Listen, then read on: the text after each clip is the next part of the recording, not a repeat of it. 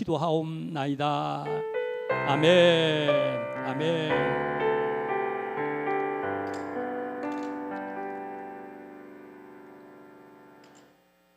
네, 이 시간 예물을 봉헌합니다.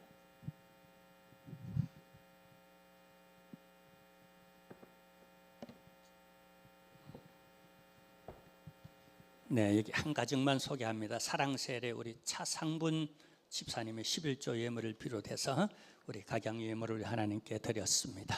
이제 우리 하나님의 말씀 봅니다. 다니엘서 제2장 19절에서 24절까지 말씀입니다. 다니엘서 제2장 19절에서 24절까지 말씀 우리 더불어 교독하면서 더불어 함께 보겠습니다.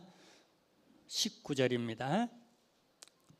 이에 이 은밀한 것이 밤에 환상으로 다니엘에게 나타나 보이매 다니엘이 하늘에 계신 하나님을 찬송하니라.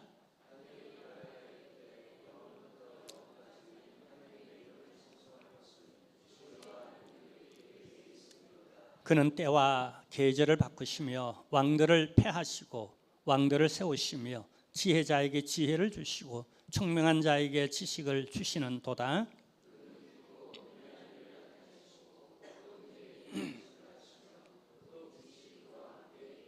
나의 조상들의 하나님이여, 주께서 이제 내게 지혜와 능력을 주시고 우리가 주께 구한 것을 내게 알게 하셨사오니 내가 주께 감사하고 주를 찬양하나이다. 곧 주께서 왕의 그 일을 내게 보이셨나이다 하니라.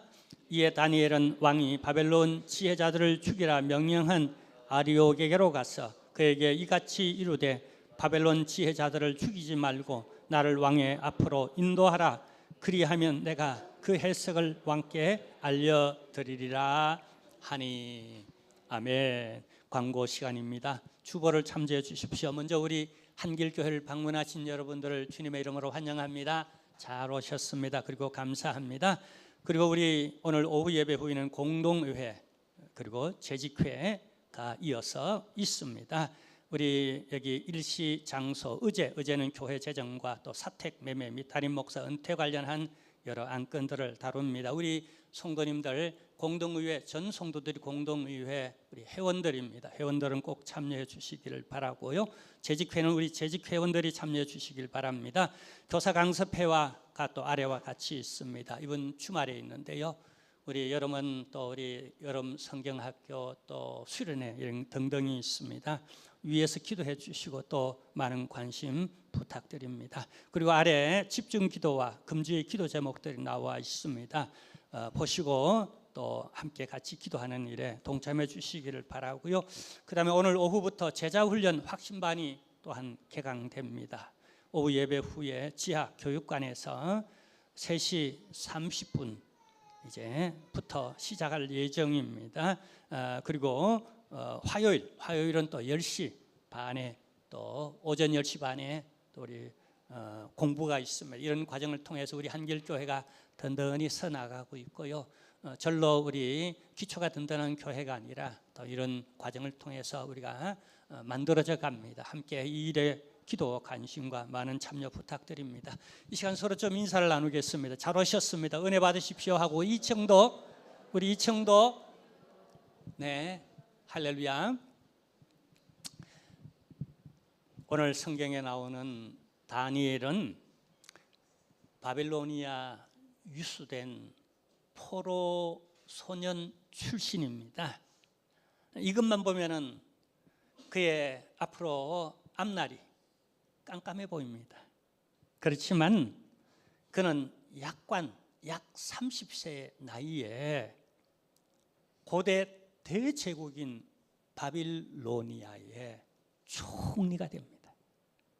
그 제국이 어마어마하게 120도 나라의 120도 그 이상의 엄청난 대제국의 포로 소년 출신 약간 30세에 총리가 되었다니까요.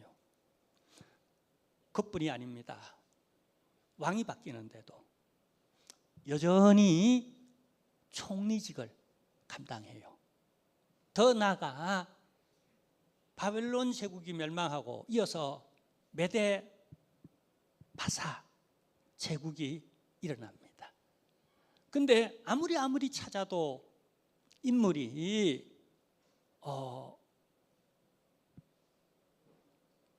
다니엘만한 인물이 없는 거예요. 그래서 역시 다니엘을 총리로 세워서 온 나라를 다스리도록 8년 동안, 그러니까 59년 동안 바벨로니아 총리. 그 다음에 이 메데 바사 제국은 그렇게 오래 가지 못하는 제국이었어. 금방 멸망하는데, 불같이 일어나 불같이 망해버리는데 그 8년 동안 총리 대신을 하고, 이어서 그 유명한 제국인 페르시아 제국이 일어나서 온 페르시아 제국 천하가 되어지는데 10년 이상 또 총리직을 감당합니다. 그러니까 도합 그는 77년 이상을 왕조가 바뀌고 제국이 바뀌는 이런 혼란한 시기에도 이렇게 총리직을 감당하였어요. 놀랍지 않습니까? 세계사에 이런 일이 없어요. 전후후무한 이런 일을 감당한 사람이 바로 다니엘이라는 사실입니다. 저는 이 본문을 쭉 이렇게 연구하고 읽고 묵상하면서 우리 이 6월달 호국의 달 아닙니까? 그 나라를 잠깐 이렇게 생각해 봤습니다. 지도자가 참 중요하다, 저는 그런 생각을 갖고 있습니다.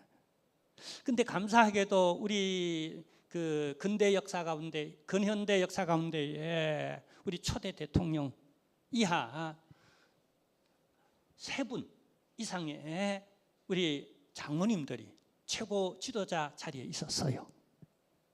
근데 처음에는 너무 좋다, 야, 참 기독교 세계가 되겠구나 이렇게 생각했는데, 시간이 지나가면서 제 마음에 드는 것은 조마조마한 마음이에요. 혹 말이라도 한마디 실수해서 하나님의 혹 영광은 가리우는 건 아닌가. 그래서 나중에는 제가 많이 애누리해서 하나님 본전치기라도 여기나 안 먹도록 좀 그렇게 해주세요 하는 그런 마음도 들었고요. 그렇지만은 제 마음에 포기하지 않고 하나님이 언젠가는 다니엘과 같이 정권이 바뀌고 또 여러 인심이 바뀌고 시대 상황이 그냥 혼란스럽게 흘러갈지라도 정말로 탁월한 이 지도자 한 사람 이 나라에 주소서. 어쩌면 그분은 이 나라 이민족의 수건인 통일도 시킬 수 있지 않겠나, 다니엘 같으면 충분히 그럴 수 있지 않았겠나 싶은 이런 마음이 듭니다. 여러분 기도하십시다. 하나님이 역사하면 됩니다. 성령께서 감화감동하사 역사하면 됩니다. 우리가 합심하여 주님 앞에 부르짖고 부르짖으면은 놀라운 일이 일어날 줄로 믿습니다. 자, 그렇다면은 어떻게 이런 위대한 인물이 다니엘이 되었을까? 우리는 성경에서 다니엘에 대한 여러 면들을 발견하는데요. 자, 근데 우리가 지금까지 아담 하와로부터 시작해 가지고 쭉쭉 지난주 이사야 이렇게 쭉 이렇게 또 이렇게 봐왔습니다. 그리고 앞으로 또 구약의 인물들을 또 몇 분 더 볼 겁니다. 그리고 신약의 인물들을 쭉 이렇게 또 볼 건데요.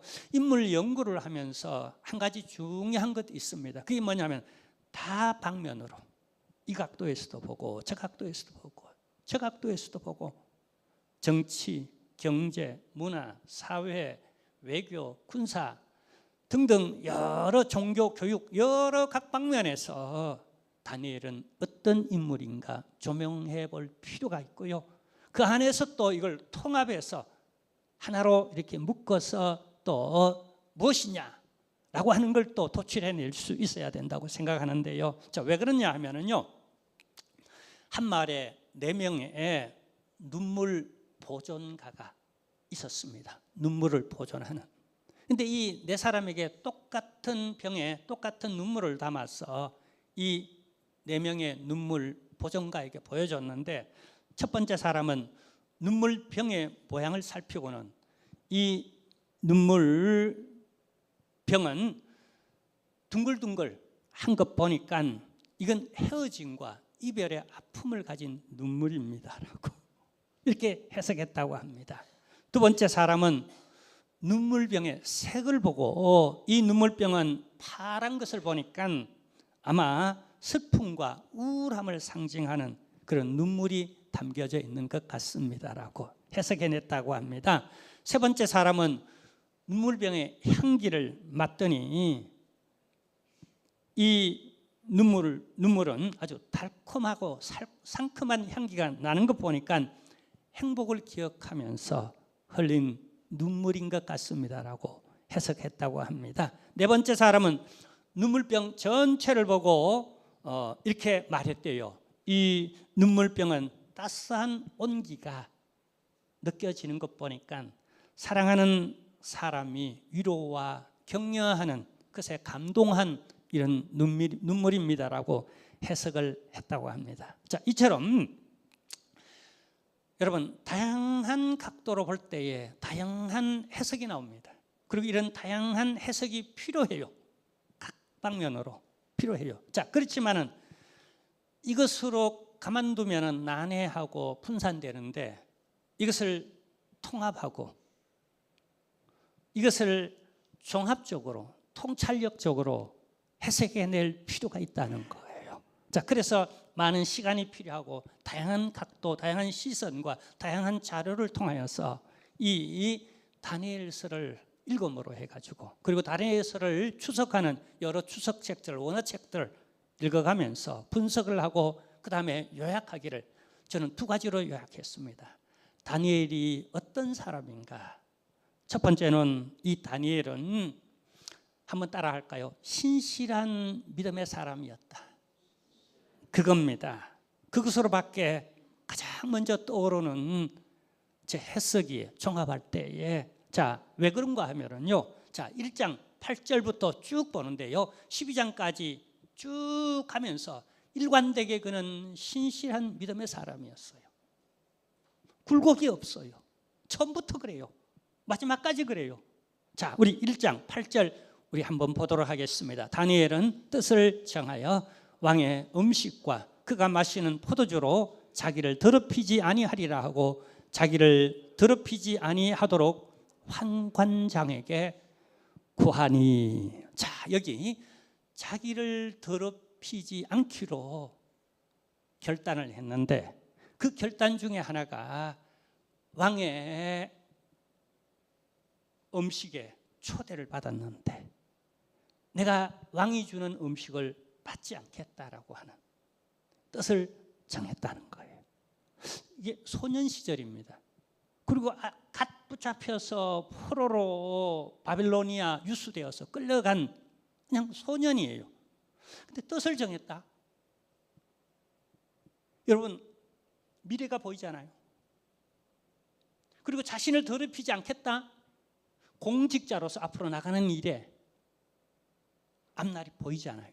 그가 다스리는 나라, 그가 최고위층에서 국정에 가장 큰 영향력을 끼치고 이렇게 하면 이렇게 할 수도 있고 저렇게 하면 저렇게 할 수도 있는 권세를 가진 영향력이 있는 사람이 뜻을 정했다.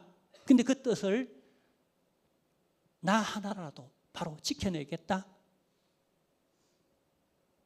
자기를 지켜야 가정을 지킬 수 있고 그리고 그 공동체를 지킬 수 있으며 나라와 민족도 지킬 수 있지 않겠습니까? 근데 여기 뭐 음식 하나 뭐 이까지 것쯤 그거 뭐 먹으면 어때? 아유 융통성 없게 사람이 뭐 그래 이렇게 말할 수도 있을 거예요. 더더군다나 처세술에 있어서 뭐 음식을 그렇게 가려 그냥 같이 어울려 적당히 먹지 그 뭐 그냥 왕과 교제를 하려면 왕 앞에 나아가려면 왕이 주는 그 선물을 받아야 그게 호의를 받아야지 그 왜 그런 호의를 안 받아? 아주 꽉 막힌 그냥 로마 병정인가? 그렇게 놀려댈 수도 있어요. 여러분 그런데 우리 그리스도인들은 구약 시절부터 전통적으로 아무거나 막 받아먹는 게 아니에요. 특히 레위기 11장 그리고 신명기 14장은요 하나님이 아주 중요한 말씀을 하는데 그 중요한 말씀 중에 하나가 뭐냐 하면요, 너희는 이건 먹지 마라, 그리고 너희는 이건 먹어 하는 구분을 한다는 거예요. 여러분, 우리가 여러 가지 니드가 있지 않습니까? 살아가면서 우리가 여러 가지 욕구가 있는데 그 가운데 하나가 우리 먹고 살아야 되잖아요. 그것도 호구지책이기도 하고요. 먹는 걸 절제한다, 가린다. 여러분, 젊은 소년이 항상 그냥 배고픈 그 한참 먹었고 한참 자라고 한참 먹을 때에 먹는 걸 구분한다. 그리고 그게 뜻을 정해서 그렇게 자신의 그 더럽히지 않고 성결한 경건한 삶을 위해서 내가 그렇게 한다. 이 보통 아니에요. 어릴 때부터 이런 훈련을 하고 이런 자기 어떤 더럽히지 않으려고 하는 이런 뜻을 정한 이런 게 있어야 앞으로 나가서 수많은 유혹과 수많은 여러 가지 시험 속에서 견뎌낼 수 있지 않겠습니까? 그냥 단순한 음식의 문제가 아니에요. 이 음식의 문제를 가릴 것을 하나님이 율법으로, 헌법으로 요구할 때에 하나님의 이 율법의 기본 정신이 있습니다. 그 본질적 기본 정신이 뭐냐면 뭐 하나 먹고 뭐 하나 안 먹고 여기에 있는 게 아니라 하나님이 이렇게 말씀해요. 한번 따라 할까요? 내가 거룩하니 너희도 거룩할지니라. 이게 아무것도 아닌 것 같죠? 이게 죽고 사는 문제까지 연결된다니까요. 보세요. 본래부터 창세기 1장, 2장, 3장에 가면은요, 뭐는 먹으라 그럽니다. 그게 뭐였죠? 생명나무와 온갖 좋은 실과들을 다 먹어라. 또 뭐는 먹지 마라 그럽니다. 아니, 먹는 것 가지고 치사하게 그냥 내 자유롭게 먹도록 냅두지 뭘 자꾸 먹어라 먹지 말라라고 현대인들이 더더군다나 아마 자기의 자유의지가 뺏긴 양 굉장히 그것에 대해서 그냥 너무 기독교는 좁다 이렇게 말씀할지 모르지만은요, 분명한 것은요, 되는 건 되고 안 되는 건 안 되는 겁니다. 우리가 먹을 수 있는 건 먹고 안 먹는 건 가능하면은 안 먹는 게 옳습니다.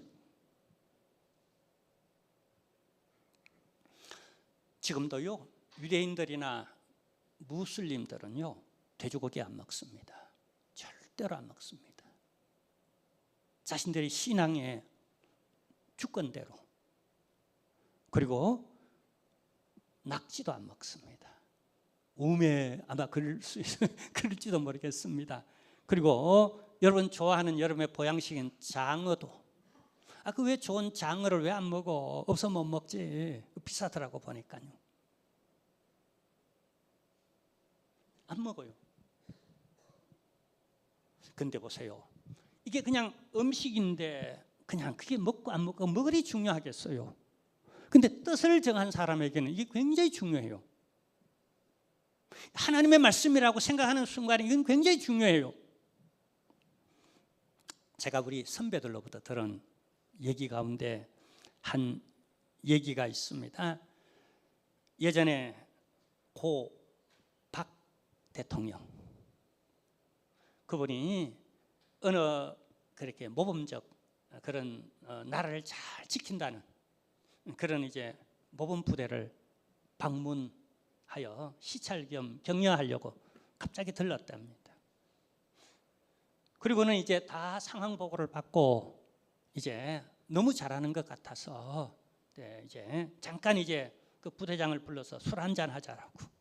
그리고는 술을 이렇게 따라서 술 한 잔을 이렇게 부대장에게 내밀었대요. 근데 이 부대장인 나장군, 나18 장군이라고 해요. 그 나장군이 이걸 받아야되는데 안 받고 있는 거예요. 대통령의 손에 약 한 1분 정도 최고 군 사령관인 대통령에게 이게 격려하려고 이렇게 들고 있는 이게 약 한 1분인데 당시 느낌상 거기 있던 사람들의 정언에 의하면 이게 1시간, 2시간 엄청난 시간 같더래요.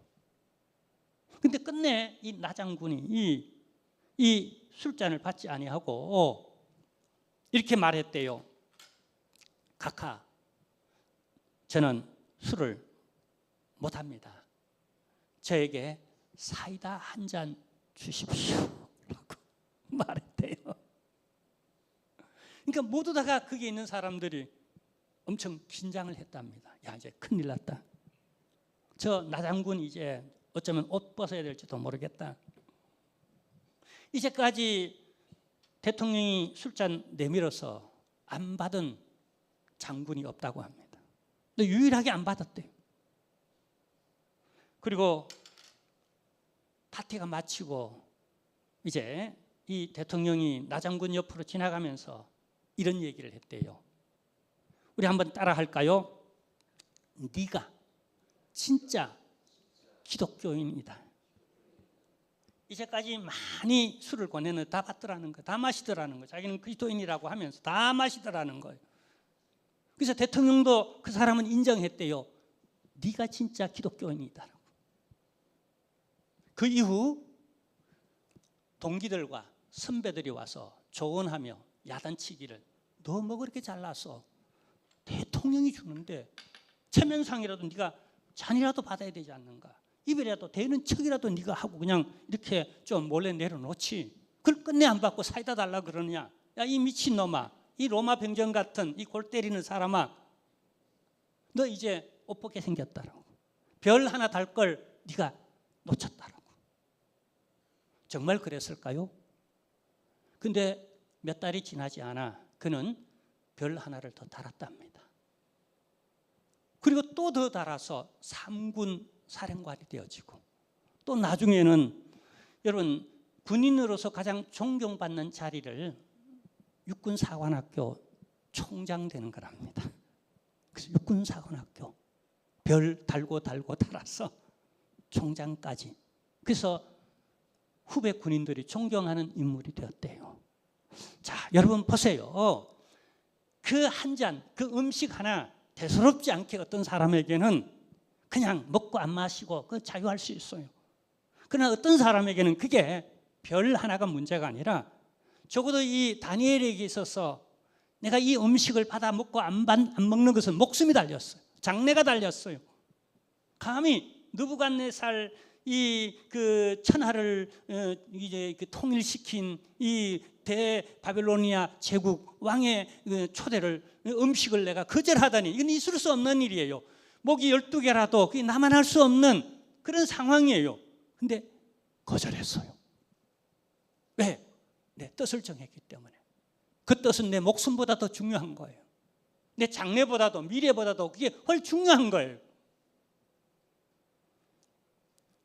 여러분, 이런 지도자가 어릴 때부터 훈련받아서 자신을 더럽히지 않으려고 노력하는 이런 지도자가 있는 나라, 얼마나 백성들이 행복하겠어요. 여러분, 그리고 두 번째로, 다니엘은 일관되게 신실한 믿음의 소유자였을 뿐만 아니라 그는 하늘의 지혜를 얻는 사람이었다는 겁니다.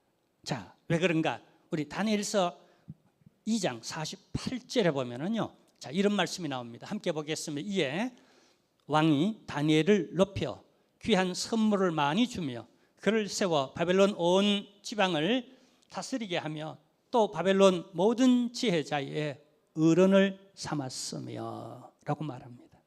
자, 이때 다니엘의 나이가 30대입니다. 30대 초반이에요. 근데 그를 나라의 모든 지혜자의 어른으로 삼았다.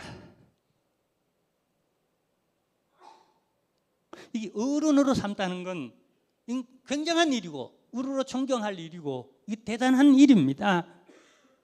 자, 여러분, 그가 얼마나 하늘의 지혜를 얻어가며 그가 정치 또 경제 또 백성들을 관장해 나가는데요. 여러분, 이 시기가 제국이 바뀌고 왕조가 바뀌는 아주 혼란한 시기였다는 것.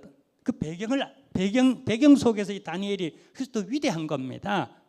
그래서 탁월한 능력과 탁월한 지혜가 필요한데, 근데 사람에게 나오는 지혜로는 이 혼란한 시기에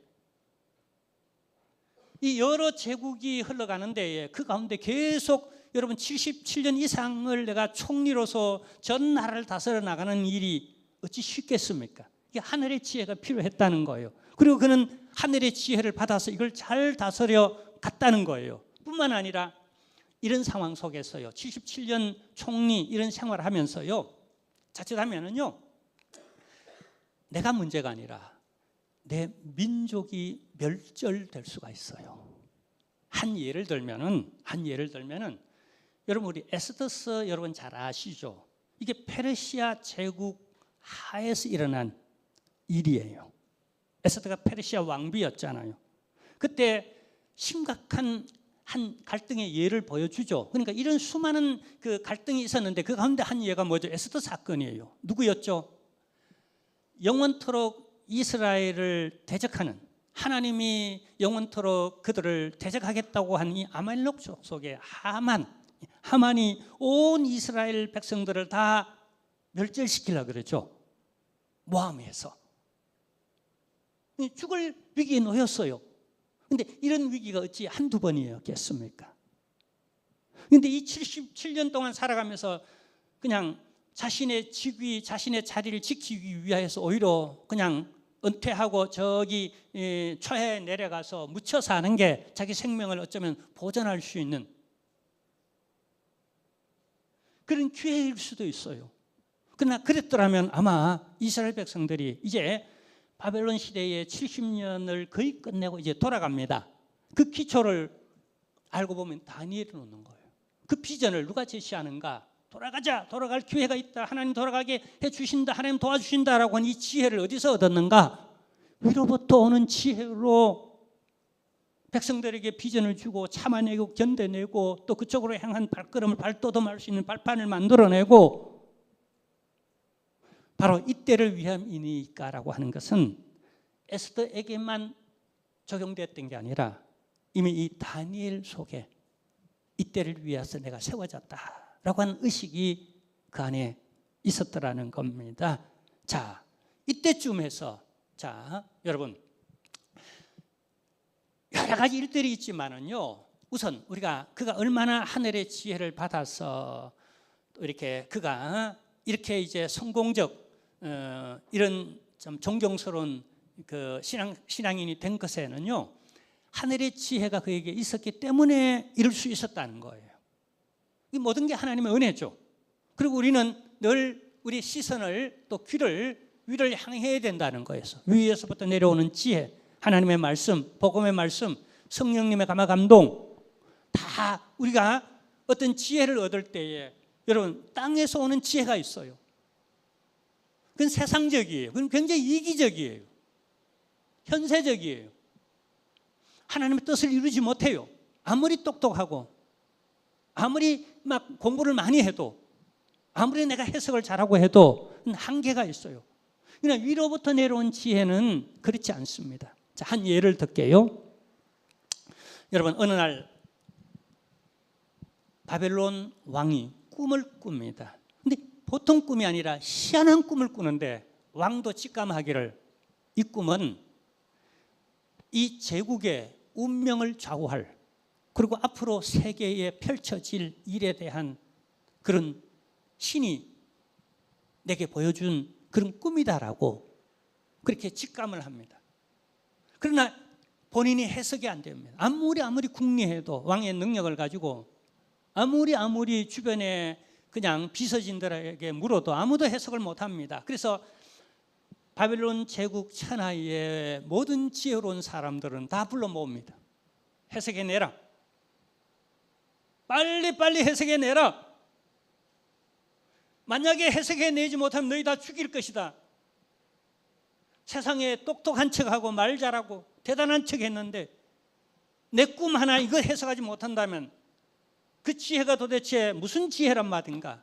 다 쓰레기 같고 쓸데없는 것들이니까 너희들 다 죽어야 한다. 너희는 다 그 못 해석하면 너희의 지식들은 다 쓰레기야. 여러분, 인간의 지혜가 대단한 것 같지만은요, 과학이 발전하고 요즘 IT 시대에 또 인공 그냥 이런 시대에 AI 시대에 대단한 것 같지만은요, 결정적 순간에 그게 별 도움이 안 되는 그런 것을 여러분 못 느낍니까? 근데 아무도 해석해내지 못합니다. 그리고 핑계를 댑니다. 이건 신만이 해석할 수 있습니다라고. 신인 척, 신처럼 아는 척 하다가 결정적 순간에 내가 신이 아닙니다라고 그냥 뒤로 물러가는 겁니다. 왕이 분노하여서 화가 났어요. 그리고는 저들을 다 죽이라. 그리고 죽음의 사자를 보냈습니다. 죽기 바로 일보 직전에 다니엘이 났습니다. 저요, 제가 여기 있습니다. 제가 해석하겠습니다. 그리고는 해석해내는데, 자, 오늘 어떻게 해석해냈을까? 그게 오늘 본문의 내용입니다. 2장 20절에서 21절입니다. 함께 보겠습니다. 다니엘이 말하여 이르되 영원부터 영원까지 하나님의 이름을 찬송할 것은 지혜와 능력이 그에게 있음이로다. 그라는 건 여호와 하나님이죠. 그는 때와 계절을 바꾸시며 왕들을 폐하시고 왕들을 세우시며 지혜자에게 지혜를 주시고 총명한 자에게 지식을 주시는도다. 그러니까 그가 지혜로웠던 것은 탁월한 리더십과 능력과 지혜로 이 통찰력을 가지고 그냥 전 77년 동안 총리로서 나라를 다스렸던 것은 이렇게 하나님이 주신 지혜로 했다는 것을 암시하고 있고, 그리고 그 중에 하나가 왕의 꿈 해석을 함을 통해서 단순히 이 꿈은 단순한 꿈이 아니라 바벨론 제국의 앞날과 앞으로 들어설 제국들에 대한 예언적 성격을 가진 그 꿈이었어요. 이걸 해석해내도록 함으로 말미암아 앞으로 그가 총리로서 왕조가 바뀌고 나라가 바뀔 때에 어떻게 대처해야 될지 미리 처신할 수 있겠죠.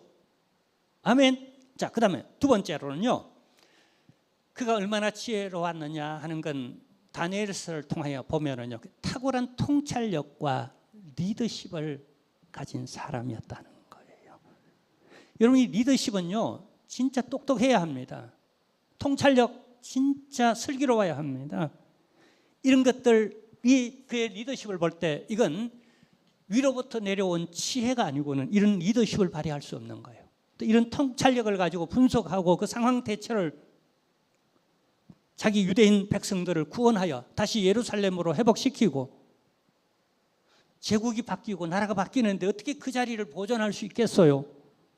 근데 탁월한 위에서부터 내려오는 하나님의 지혜가 아니고는 아닐 수 없는, 그걸 인정할 수밖에 없는 그런 역사였다는 걸 우리가 발견합니다.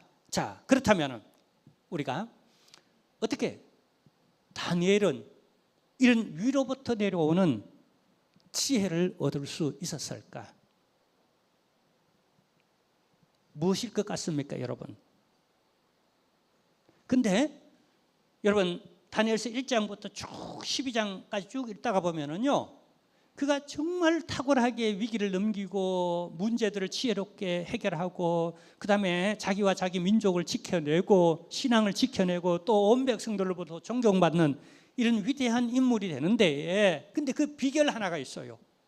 초지일관적으로 쭉 읽다가 보면은요, 그가 지혜로웠던 사람이다, 믿음이 신실했던 사람이다, 그 이상으로 그의 삶에서 느껴지는 바, 다니엘은 이런 인물이었다라고 꼭 집어 하나를 딱 얘기하라면은 한 단어로 제가 요약할 수 있어요.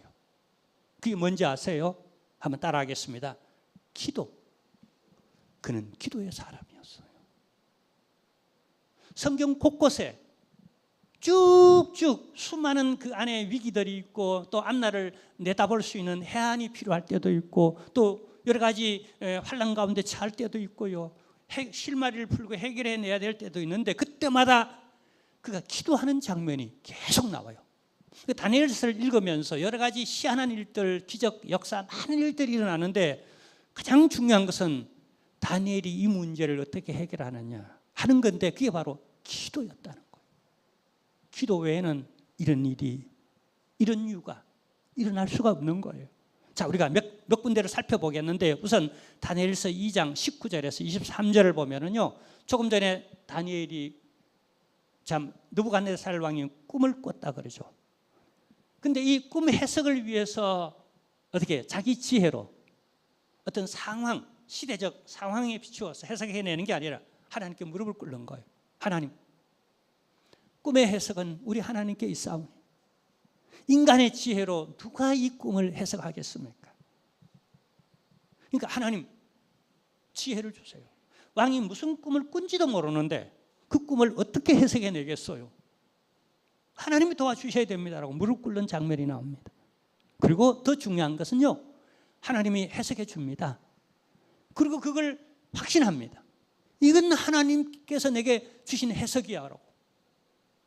잘못 느부갓네살 왕 앞에서 변명하고 그냥 빈틈을 보였다가는 이 목 날아나간 12개의 목이라도 그냥 보존치 못할 그런 위기예요. 근데 담대하게 전합니다. 하나님의 말씀이니까요. 그러고 나서 응답되잖아요. 그 다음에 와서 또 기도하는 거예요. 여러분, 우리가 여기 이 기도하는 것도 중요하지만은 하나님이 응답해 주시면 여러분 뭐 할래요? 우리 하나님께 짜장면 사줄래요? 다니엘은 감사 기도를 또 합니다.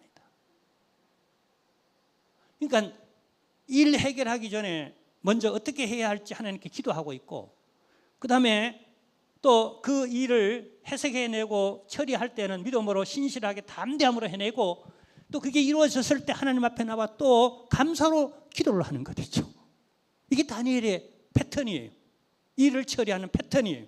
이게 탁월한 리더십이 나왔고, 초지일관 어떻게 신실한 믿음의 그 사람으로서 자신이 그냥 성공적 신앙인이 되는 데에 그 바탕이었다는 거예요.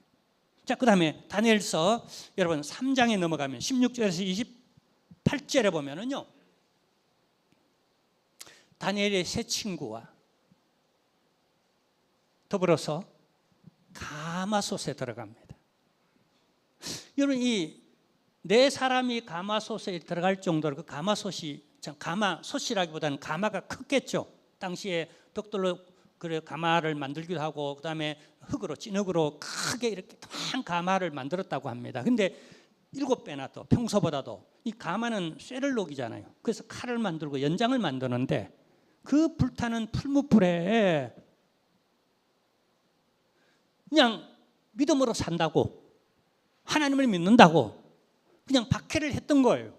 그런데 이때 다니엘은 뭘 하는가? 하나님께 기도하고 있었다. 쥐야 하고 기도하고 있었다. 또 기도 외에 다른 리더십이 있겠습니까? 다른 뭐 통찰력이나 지혜가 있겠어요? 이건 세상 사람이 못하는 겁니다. 세상이 아무리 똑똑하고 IT 시대라도 AI 시대라도 인공지능은 이거 못합니다. 그런데 믿음의 사람은 해요. 이게 지혜라는 거예요. 여러분, 기도는 지혜입니다. 하나님이 우리에게 알려주신 하나님의 지혜입니다. 그리고 다니엘서 6장 10절에서 20절에 보면은요, 다니엘은 평소에 늘 기도하는 습관이 아침, 점심, 저녁 하루에 3번은 아무리 바빠도 무조건 기도합니다. 그래서 우리가 다니엘을 보면요, 바쁘기 때문에 기도 못한다는 핑계를 댈 수가 없습니다. 아니, 아무리 바빠도 이 다니엘만큼 바쁠 수가 없어요. 천하 120도를 시찰하며 관리하며 총리들이 제일 바쁜 사람들이죠. 당시 왕은 좀 이렇게 상징적 인물로서 그냥 이렇게 좀 잔치하고 연회하고 좀 노는 이런 스타일이고, 총리는 축을하고 일을 해야 하는 스타일이에요. 근데 하루 3번 꼭 기도합니다. 근데 여기 얼마나 대적들이 그냥 평안해서 그냥 단순히 존경만 받아서 77년 이상을 총리로 했다고 보면 안 됩니다. 보세요.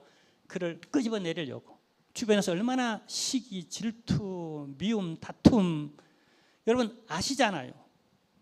정권을 놓고 얼마나 다투는지요. 국회의원 되려고 얼마나 다투는지 온갖 말로 흑색선전하고, 이게 다 우리가 알잖아요. 예전이나 오늘날이나 이게 그냥 어디 세상의 속성이 어디 변합니까? 세상의 속성은 똑같잖아요. 옛날이나 오늘이나. 그래서 막 끄집어내려고 온갖 모함을 뒤집어 씌웁니다. 근데 하다 없으니까, 자신을 더럽히지 않으니까, 하다 없으니까 기도하는 빌미로, 하루 3번 기도하는 빌미로 저 친구는 때려 죽인다 그래도, 왕이 때려 죽인다 그래도, 국가 법으로도 막아도, 왕의 어명으로 막아도 저 친구는 기도할 친구야. 대적들이 그걸 아는 거예요. 그래서 그걸 빌미로 삼아가지고 왕에게 조서를 받아 누구든지 왕 외에 앞으로 그냥 몇 달 동안 어느 신에게든 기도하면 그 사람은 사자굴에 집어넣습니다. 왕이 조서를 내렸어요. 누구보다도 조서 내린 건 이 다니엘이 잘 알죠. 그걸 알고도 여전히 그냥 몰래 기도하는 게 아니라 그냥 여전히 저기 성전 예루살렘에 있는 그 방면으로 문을 쫙 열어놔놓고 대적들이 다 보는 가운데서 주여, 이 나라가 회복되어 저 예루살렘이 재건되고 예루살렘 성전이 재건되고 성벽이 재건되고 이 백성들이 여기 포로로 있지만 앞으로 다 예루살렘으로 돌아가 회복되게 하소서. 그냥 이런 기도를 비롯해서 얼마나 하루 3번 동안 얼마나 기도했겠어요. 근데 사자굴에 던져지잖아요. 사자굴에 던져져요. 여러분, 그의 기도는요, 그게 어떻게 보면 세상이 볼 때는 미련한 짓이에요. 바보 짓이에요. 이게 죽음의 그건 처세술이 아니에요. 근데 이 무지막지한 처세술, 이 기도의 처세술이에요. 근데 역사 가운데 이만한 위대한 정치가가 없어요. 이만한 다니엘과 같은 이 정치가가 여러분 없어요. 역사 가운데 이만한 정치가가 없어요. 우리나라 정치가들이 전부 다 다니엘처럼 이 기도의 사람들이 되면, 자신을 더럽히지 않고 기도의 사람이 된다면 이 나라 얼마나 가능성이 있겠어요. 이걸 꿈꾸고 기도하십시다. 아멘. 자, 그리고요, 더 중요한 건 다니엘서 9장 2절 3절에 보면은요, 다니엘이 기도만 많이 했을 뿐만 아니라 성경도 곧잘 읽었어요. 성경도 많이 읽었어요. 어느 날 예레미야서를 읽다가 그가 예레미야, 눈물의 선지자 아닙니까? 예레미야가 나라가 망한다고 말할 때에 그러나 너희가 70년 만에 다시 돌아올 것이다라고 이렇게 회복의 말씀도 합니다. 전반전 계속해서 망하니까 망한다 너희가 이 망하는 걸 받아들이라, 좋은 마음으로 받아들이기 하나님의 뜻이니까 좋은 마음으로 받아들이라. 못 받아들입니다. 그래서 예레미야를 막 구박하고 진흙 속에 집어넣고 밟고 막 그냥 막 핍박합니다. 그리고 순교시킵니다. 근데 이들이 진짜 망했어요. 그리고 어떻게 해요? 포로로 끌려갔어요. 그제서야 예레미야의 말씀이 생각나는 거예요. 진짜 망했구나. 그러면 후반부에 예레미야가 우리에게 희망 준 게 뭐지? 너희가 70년 만에 돌아오리라라고. 다니엘이 이 예레미야서를 읽다가 70년에 대한 비전을 가지는 겁니다. 야, 이제 70년이 다 다가왔다. 이제 몇 년 안 남았다. 어떡합니까? 금식하며 하나님 앞에 회개하며 부르짖습니다. 그리고 온 백성들로 하여금, 유대 백성들로 하여금 그렇게 하도록 만듭니다. 야, 70년이 다 차간다. 분명히 하나님이 예레미야를 통해 우리에게 말씀하셨다. 우리가 회복될 거야. 고토로 돌아가서 예루살렘 성을 회복하고 예루살렘 성전을 우리가 회복할 거야. 우리에게 희망이 있어. 그러면서 회개하며 기도 운동을 일으켰다는 거예요. 여러분, 예수님이 마태복음 24장 15절에서 이 다니엘서를 인용합니다. 우리가 아는 대로 마태복음 24장은 종말론에 관한 말씀이에요.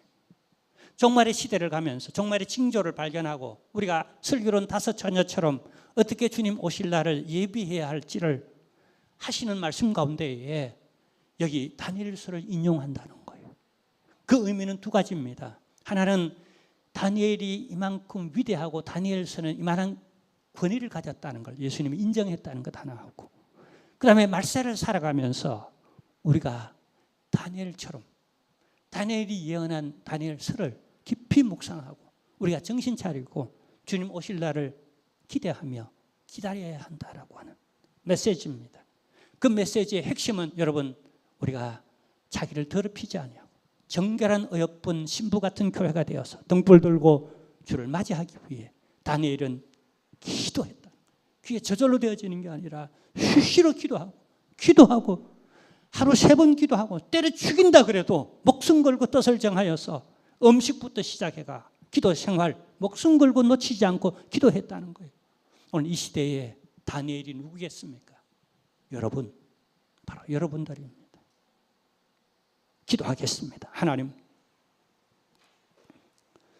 오늘 다니엘서를 통하여 그리고 다니엘을 통하여 이 시대에 우리가 어떻게 살아가야 하고 어떤 인물이 되어야 하며 어떻게 말세를 준비하고 주님 오실 날을 기다려야 할지를 알게 하시는 주님이시여, 깊은 하나님의 성령의 감화감동하심이 오늘 우리에게 역사하신 줄로 믿습니다. 그리고 내내 일주일 살아가면서 곰곰이 오늘 말씀을 묵상하면서 이 시대의 다니엘로서 살아가는 저희들 되게 하여 주옵소서. 우리의 자녀들도 그러하게 하여 주옵소서. 예수님의 이름으로 기도하옵나이다. 아멘. 네, 이제 우리 다 같이 일어나셔서 우리 파송의 노래를 부르고 축도